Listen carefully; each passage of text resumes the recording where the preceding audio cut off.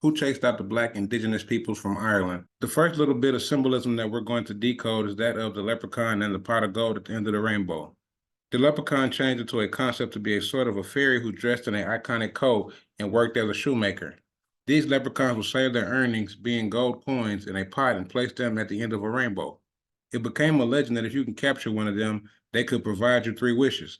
The title leprechaun comes from the Old Irish lutherpine, a compound of the root lu, small, and court, body. Despite what the Irish referred to as the diminutive Twa, they also went via some other names such as the icon. It turns out that the leprechauns of its legend were truly identifiable as the icon/Twa by the people of African descent. These were diminutive people that grew to a height of average about 4'11", which is quite short indeed.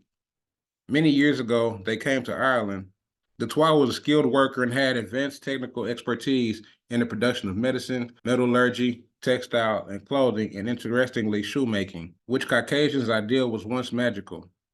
So we conclude here that it used to be the Twa humans that are now recognized as leprechauns. The ebook, Ancient and Modern Britain, with David McRitchie's assistance states, Black is the word dubbed in Gaelic. It is the Twa that was chased out of Ireland by St. Patrick and not, as the story goes, real-life serpents.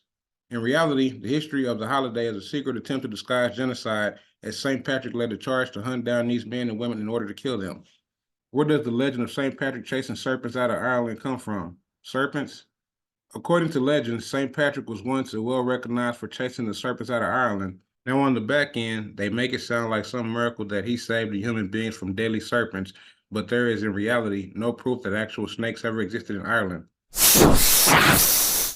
But if you apprehend that the serpents they are speaking of are symbolic or something else, this plot factor in the story will become a lot more interesting and better understood. As established, the Beneath the Serpent story is an allusion to the human beings of African descent who lived in Ireland. It is vital to note that besides Twa, some names for these people include Naga, Nagar, and Negas, which mean loosely serpent people or people of the serpent. The identity is also synonymous with pharaohs and kings. In many African cultures, the serpent is not a symbol of evil, however, one of the everlasting lives, regeneration, power, safety, and wisdom. Chasing the serpent out of Ireland is a metaphor for genocide. So what St. Patrick is surely famous for is waging a genocidal hostility against the indigenous people of Ireland who have migrated there many hundreds of years before the Caucasians and earlier than Christianity, who were Africans.